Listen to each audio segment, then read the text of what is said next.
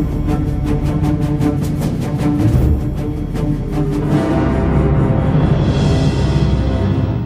morning and welcome to Doctor's Talk once again. ഇന്നത്തെ doctors ടോക്കിലെ വിഷയം bariatric സർജറിയാണ്. ഒരു പക്ഷേ എല്ലാവരും എവിടെയെങ്കിലുമൊക്കെ വായിച്ചിട്ടുണ്ടാകും. അമിതവണ്ണമുള്ളവരുടെ വണ്ണം കുറയ്ക്കാനുള്ള ഒരു സർജറി, ഒരു ഓപ്പറേഷൻ, ഒരു ശസ്ത്രക്രിയ, അതിനെക്കുറിച്ചാണ് ഇന്നത്തെ ഡോക്ടർസ് ടോക്കിൽ സംസാരിക്കുന്നത്. ഇന്ന് നമ്മുടെ മാറി വരുന്ന സാമ്പത്തികവും സാമൂഹികവുമായ ഒരുപാട് ചുറ്റുപാടുകൾ കാരണം നമുക്ക് കിട്ടിയിരിക്കുന്ന ഒരു അനുഗ്രഹമാണ് ജീവിതശൈലി രോഗങ്ങൾ. ആ ജീവിതശൈലി രോഗങ്ങളിൽ തന്നെ ഏറ്റവും പ്രധാനപ്പെട്ടതും ഏറ്റവും അപകടകാരിയുമായ ഒന്നാണ് എന്ന് ഡോക്ടർമാർ പറയുന്നത് ഒബിസിറ്റി അല്ലെങ്കിൽ അമിതവണ്ണമാണ്. ഈ അമിതവണ്ണത്തെ എങ്ങനെ കൈകാര്യം ചെയ്യാമെന്ന് എല്ലാവരും ആലോചിച്ചുകൊണ്ട് നിൽക്കുമ്പോൾ ഒരു ശസ്ത്രക്രിയ രീതിയിലുള്ള പരിഹാരവുമായിട്ട് ഇന്ന് എന്നോടൊപ്പമുള്ള ഡോക്ടർ മുഹമ്മദ് ഇസ്മായിൽ. അദ്ദേഹം പെരിന്തൽമണ്ണ മൗലാന ഹോസ്പിറ്റലിലെ ചീഫ് സർജനാണ്. Good morning doctor Ismail. Good morning. ഞാൻ പറഞ്ഞു ബാരിയാട്രിക് സർജറിയാണ് നമ്മുടെ വിഷയം. അപ്പോൾ ഇന്ന് എന്താണ് ബാരിയാട്രിക് സർജറി എന്ന് പറഞ്ഞുകൊണ്ട് നമുക്ക് തുടങ്ങാം. അതെ, ബെറിയാട്രിക് സർജറി ശരിക്കും ബെറിയാട്രിക് എന്ന് പറയുന്ന ഒരു ഗ്രീക്ക് വേർഡാണ്. ബെറി എന്ന് പറഞ്ഞു കഴിഞ്ഞാൽ വണ്ണം, ഒബിസിറ്റി, ഒബീസ്, ആൻഡ് ഇട്രിയോസ് എന്ന് പറഞ്ഞു കഴിഞ്ഞാൽ തെറാപ്പി. അപ്പം തടിക്കുള്ള തെറാപ്പിക്കുള്ള ഒരു സർജറിയാണ് ബെറിയാട്രിക് സർജറി എന്ന് പറയുന്നത്. ഇന്നും ഇന്നലെയും തുടങ്ങിയതല്ല. 1967 മുതൽ വണ്ണമുള്ള രോഗികൾക്ക് ശസ്ത്രക്രിയയിൽ കൂടി വണ്ണം കുറയ്ക്കുവാനായിട്ടുള്ളത് ഉണ്ടായിരുന്നു.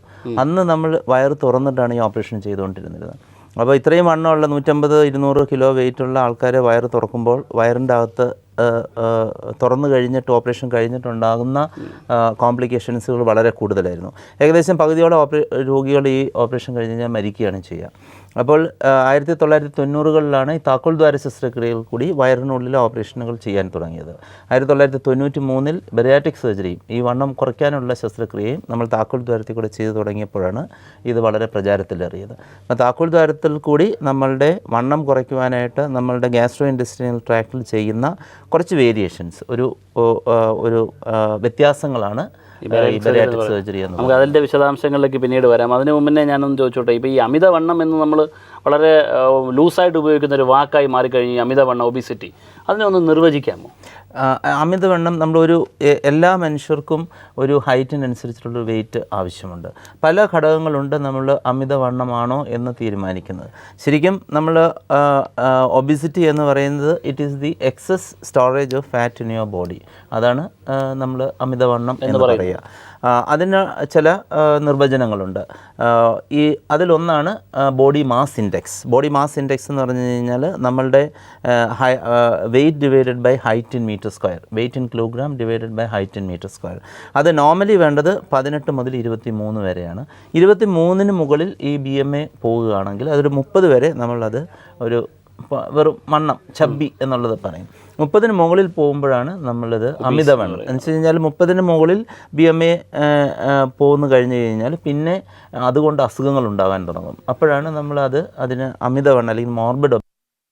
അതിന് ഡിഫറെൻറ്റ് സ്റ്റേജസ് ഉണ്ട്. 30 മുതൽ 40 വരെ ഉള്ളതിന് നമ്മൾ obesity 1, obesity 2, obesity 3, super obese, mega obese, അങ്ങനെയുള്ള സ്റ്റേജസ് നമ്മൾ കണക്കാക്കിയിട്ടുണ്ട്. അത് കൂടാതെ തന്നെ ഉള്ള ഒരു പ്രത്യേകതയാണ് നമ്മളുടെ വയറിൻ്റെ ചുറ്റളവ്. കാരണം ഇപ്പം ലോകത്തുള്ള യൂറോപ്യൻസിനെ എടുക്കുകയാണെന്നുണ്ടെങ്കിൽ അവരുടെ വണ്ണം കൂടുതൽ പെരിഫറിയിലായിരിക്കും. പക്ഷേ ഇന്ത്യൻസിനെ എടുക്കുകയാണെന്നുണ്ടെങ്കിൽ കൂടുതൽ വയറിലായിരിക്കും. അപ്പോൾ വയറിൻ്റെ വിസ്തീർണം, വെയ്സ്റ്റ് സർക്കംഫറൻസ് വേറൊരു ഘടകമാണ്. ഇപ്പം ഇന്ത്യൻസിലെടുക്കുകയാണെന്നുണ്ടെങ്കിൽ ഫീമെയിൽസിൽ 80 സെൻറ്റിമീറ്റേഴ്സിൽ കൂടുതൽ വെയ്റ്റ് സർക്കംഫറൻസ് ഉള്ളവരെ നമ്മളത് അബ്നോർമലായിട്ടാണ് കാണുക. അതേപോലെ മെയിൽസിൽ 90 സെൻറ്റിമീറ്റേഴ്സിന് മുകളിൽ വെയ്റ്റ് സർക്കംഫറൻസ് ഉണ്ടെന്നുണ്ടെങ്കിൽ അതും നമുക്ക് ഒബിസിറ്റി എന്ന് പറയാം. ഒബിസിറ്റിയുടെ ഒരു ലക്ഷണമായിട്ട് പറയാം. ഈ ഒബിസിറ്റി എന്ന് പറയുന്ന സാധനം അത് ഇച്ചിരി വണ്ണം കൂടുതലുള്ളവരെല്ലാം വണ്ണം കുറയ്ക്കേണ്ട ആവശ്യമുണ്ടോ എന്നുള്ളതൊരു ചോദ്യമാണ്. അപ്പോൾ അതുകൊണ്ട് തന്നെ ഇതിനെന്തെങ്കിലുമൊക്കെ കുറേ മെഡിക്കൽ ആയിട്ടുള്ള കുറേ ഇംപ്ലിക്കേഷൻസ് ഉണ്ടാവില്ല, അതെന്തൊക്കെയാണെന്ന് പറയാം. തീർച്ചയായും. ഇപ്പോൾ ശരിക്കും നമ്മൾ നോക്കുകയാണെങ്കിൽ ഗ്ലോബലായിട്ട് തന്നെ നമ്മളുടെ ലോകത്തെമ്പാടുമുള്ള ഒബിസിറ്റിയുടെ ഒരു പ്രോബ്ലം നമ്മൾ സ്റ്റാറ്റിസ്റ്റിക്സ് അനുസരിച്ച് കണക്കാക്കുന്നത് definitely it is increasing day by day. എല്ലാ ദിവസവും കൂടുന്തോറും ഈ ഒബിസിറ്റി ലോകത്തെമ്പാടും, അത് ദരിദ്ര രാജ്യങ്ങളാണെങ്കിലും വികസിത രാജ്യങ്ങളാണെങ്കിലും അത് കൂടാറുണ്ട്. അപ്പോൾ അതിൽ ഏറ്റവും 2020 ആണ്ടാകുമ്പോൾ ലോകത്തിലെ നമ്പർ 1 ഹെൽത്ത് പ്രോബ്ലം എന്ന് പറയുന്നത് ഒബിസിറ്റിയും അതിനോടനുബന്ധിച്ചിട്ടുള്ള അസുഖങ്ങളുമായിരിക്കും. അപ്പോൾ അതുകൊണ്ട് തന്നെ നമുക്ക് മനസ്സിലാക്കാൻ പറ്റും ഇതിൻ്റെ സിഗ്നിഫിക്കൻസ്. ഇപ്പോൾ നമ്മളുടെ ഈ കൊച്ചിയിൽ തന്നെ 2 വർഷം മുമ്പ് ഒരു സ്റ്റഡി നടന്നു, അമൃത ഇൻസ്റ്റിറ്റ്യൂട്ടിൽ ഒരു സ്റ്റഡി നടന്നു. ഈ കൊച്ചിയിലുള്ള സ്കൂൾ ചിൽഡ്രൻസിൽ നടത്തിയ സ്റ്റഡിയിൽ 2 വർഷത്തിനുള്ളിൽ ഏകദേശം 30% ഒബീസായിട്ടുള്ള കുട്ടികൾ കൂടുതലായിരിക്കുന്നു എന്നാണ് പറഞ്ഞിരിക്കുന്നത്. അപ്പോൾ അതിൻ്റെ അർത്ഥം എന്താണെന്ന് വെച്ച് കഴിഞ്ഞാൽ ഇവരൊരു 5-10 വർഷം കഴിയുമ്പം they are going to be the obese adults. So it is ഇന്ത്യയിലും ഇപ്പോൾ 7% ഓഫ് ദി പോപ്പുലേഷനേ ഉള്ളൂ ഇന്ത്യയിൽ ശരിക്കും ഒബീസായിട്ട് നമ്മൾ കണക്കാക്കിയിട്ടുള്ളൂ. പക്ഷേ ആ 7% എന്ന് പറയുന്നത് നമ്മളുടെ നമ്പർ ഓഫ് പോപ്പുലേഷൻ അത്രമാത്രം കൂടുതലായത് കാരണം ആ 7% എന്ന് പറയുന്നത് it is A huge number. So it is going to be a problem in India also. ഈ ഒബിസിറ്റി സർജറി അല്ലെങ്കിൽ ബാരിയാട്രിക് സർജറി എന്ന് പറയുമ്പോഴത്തേക്ക് അമിതവണ്ണമുള്ളവർ 25-ന് മേലെ BMI ഉള്ളവരെല്ലാം അമിതവണ്ണമുള്ളവരാണെന്ന് നമുക്ക് പറയാം. 30-ന് മേലെയാണെങ്കിൽ മോർബിഡ് ഒബീസ് നമുക്ക് പറയാം. അപ്പം ഈ അമിതവണ്ണമുള്ളവരെ എല്ലാം നമുക്ക് ഒബിസിറ്റി സർജറി എന്ന് പറയുന്ന ഈ പ്രൊസീജിയറിന് വിധേയരാക്കാൻ പറ്റുമോ? അത് അതിനെന്തെങ്കിലും ഒരു ക്രൈറ്റീരിയ വയ്ക്കും? തീർച്ചയായിട്ടും. നമ്മൾ സർജറി എന്ന് പറയുന്നത് നമ്മളിപ്പോൾ ഒബിസിറ്റി ട്രീറ്റ്മെൻറ്റ് എന്ന് പറയുന്ന ഒരു പിരമിഡാണ്. ഈ പിരമിഡിൻ്റെ ഏറ്റവും ടോപ്പിലുള്ള സർജറി വരുന്നുള്ളൂ. താഴെയുള്ള ആൾക്കാർ അല്ലാന്നുണ്ടെങ്കിൽ 25 മുതൽ 30 വരെയുള്ള ആൾക്കാർ നമ്മൾ ട്രീറ്റ് ചെയ്യുന്നത് ഡെഫിനറ്റായിട്ടും നമ്മൾ ഡയറ്റിങ്, എക്സസൈസ് എന്ന് വെച്ചാൽ ഒരു ലൈഫ് സ്റ്റൈൽ മോഡിഫിക്കേഷൻ. കുറേ പേർക്ക് നമുക്ക് മെഡിസിൻസ് കൊടുക്കാം. അത് അലൗഡ് ആയിട്ടുള്ള മെഡിസിൻസ് വളരെ 1-2 ഉള്ളൂ. ഓർലിസ്റ്റാറ്റ് എന്ന് പറഞ്ഞ ഒരു മെഡിസിൻ ഉണ്ട്. അത് നമ്മളുടെ കഴിക്കുന്ന ആഹാരത്തെ അബ്സോർബ് ചെയ്യുമല്ല, അത് നേരെ മോഷണലി കൂടെ അങ്ങ് പോകും. അത് വളരെ സേഫ് ആയിട്ടുള്ളൊരു, അത് മാത്രമേ ഉള്ളൂ ഒരു സേഫ് ആയിട്ടുള്ളൊരു ഡ്രഗായിട്ട്. പക്ഷേ അതെ, പക്ഷേ അത് കഴിച്ചു കഴിഞ്ഞാൽ ഈ എണ്ണയുള്ളത് കഴിക്കുമ്പോൾ മാത്രമേ ഉള്ളൂ പോവുള്ളൂ. അത് തന്നെ ആലോചിക്കണം, അതിൻ്റെ അകത്തൊരു 30% ഉള്ളൂ അബ്സോർബ് ചെയ്യാതിരിക്കുകയുള്ളൂ. അപ്പം അതും ഒരു പിന്നെ സ്റ്റഡീസ് കുറേ നടന്നുകൊണ്ടിരിക്കുന്നുണ്ട് നമ്മളുടെ. കാരണം വെച്ച് കഴിഞ്ഞാൽ ഈ ഓവർ ഈറ്റിംഗ് എന്ന് പറയുന്നത് പല ഘടകങ്ങളുണ്ട്. ഒബിസിറ്റി എന്ന് പറയുന്ന ഒരു അസുഖം നമ്മൾ ആദ്യം മനസ്സിലാക്കേണ്ട അതൊരു അസുഖമാണ്. ഈ അസുഖത്തെ പറ്റിയിട്ട് കുറേ ഗ്രേ ഏരിയാസ് എന്ന് വെച്ചാൽ ഇപ്പോഴും നമ്മൾക്ക് കണ്ടുപിടിക്കാൻ പറ്റാത്ത കുറേ തലങ്ങൾ ഇപ്പോഴും ഉണ്ട്.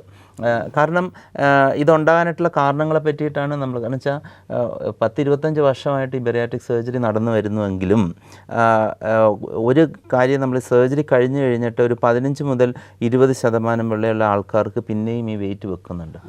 സോ വൈ നമ്മളിപ്പോഴും അതിൻ്റെ ശരിക്കുള്ളൊരു കാരണത്തെ നമ്മൾ ഫോക്കസ് ചെയ്തിട്ടില്ല വിത്ത് ദി സർജറി തന്നെ 2-3 ടൈപ്പ് ഉണ്ട്, ഞാൻ പിന്നെ വരാം, ഉണ്ടെങ്കിലും അതിൻ്റെ ശരിക്കുള്ളൊരു കാരണം എന്ന് പറയുന്നത് എന്താണ്? നമ്മൾ അതിൻ്റെ അകത്തുള്ള പഠനങ്ങൾ തെളിയിക്കുന്നത് നമ്മളുടെ ശരീരം എന്ന് പറയുന്നത് ഒരു ഭയങ്കര ഒരു ഓർക്കസ്ട്രയാണ്. എന്ന് വെച്ച് കഴിഞ്ഞാൽ കണ്ടമാനം ഘടകങ്ങൾ ഇതിൻ്റെ അകത്ത് വർക്ക് ചെയ്യുന്നുണ്ട്. ഇപ്പം നമ്മൾ എന്ത് സാഹചര്യത്തെയും അഡ്ജസ്റ്റ് ചെയ്യുവാനായിട്ടുള്ള ഒരു കഴിവ് നമ്മളുടെ ബോഡിക്കുണ്ട്. പഠിച്ചവൻ സൃഷ്ടിച്ചിരിക്കുന്നത് അതിൻ്റെ അകത്തോട്ട് പോവുകയാണെങ്കിൽ നമുക്ക് ശരിക്കും അത്ഭുതം തോന്നും. അത്രമാത്രം ഘടകങ്ങളുണ്ട്. പണ്ടൊക്കെ നമ്മൾ പറയും തീറ്റ കൂടിക്കഴിഞ്ഞ് കഴിഞ്ഞാൽ വണ്ണം വെക്കുക എന്ന് പറയും. പക്ഷെ അത് മാത്രമല്ല, തീറ്റ കൂടിക്കഴിഞ്ഞ് കഴിഞ്ഞാൽ ഒരു പരിധി വരെ അതിനെ അഡ്ജസ്റ്റ് ചെയ്യാനായിട്ടുള്ള മെക്കാനിസം നമ്മുടെ ശരീരത്തിൻ്റെ അകത്തുണ്ട്. ആ ഓർക്കസ്ട്ര എന്ന് പറയുന്നത് ഫ്രം ദി ബ്രെയിൻ, നമ്മളുടെ ഗ്യാസ്ട്രോ ഇൻറ്റെസ്റ്റൈനൽ ട്രാക്ട്, അതിൻ്റെ അകത്തു നിന്നുണ്ടാകുന്ന ഹോർമോൺസ്, നമ്മളുടെ മസിൽസ്, അത് യൂട്ടിലൈസ് ചെയ്യാനുള്ള മസിൽസ്, ലിവർ, കിഡ്നി, അങ്ങനെയുള്ള പല ഘടകങ്ങളും ഒരു നല്ല രീതിയിൽ ആക്ട് ചെയ്യുകയാണെങ്കിൽ ഇപ്പോൾ നമ്മൾ പോയി കുറച്ച് കൂടുതൽ അടിച്ചു കഴിഞ്ഞാലും കുഴപ്പമൊന്നുമില്ല. ഈ ഘടകങ്ങളിൽ അതിന് ഞങ്ങൾ സെറ്റ് പോയിൻ്റ് എന്നാണ് നമ്മൾ പറയുക. ആ സെറ്റ് പോയിൻറ്റിൽ ഒരു വ്യത്യാസം വരുമ്പോഴാണ് ഈ ചിലർ കയറി വണ്ണം കൂടുതൽ